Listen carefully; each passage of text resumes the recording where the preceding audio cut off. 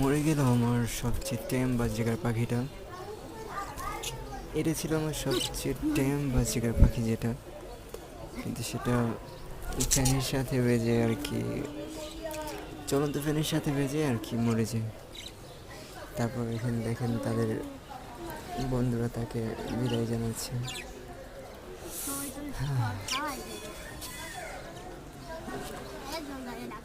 ভিডিওটা সবাই শেয়ার করবেন। আল্লাহ হাফিজ। কিছু বলার নেই।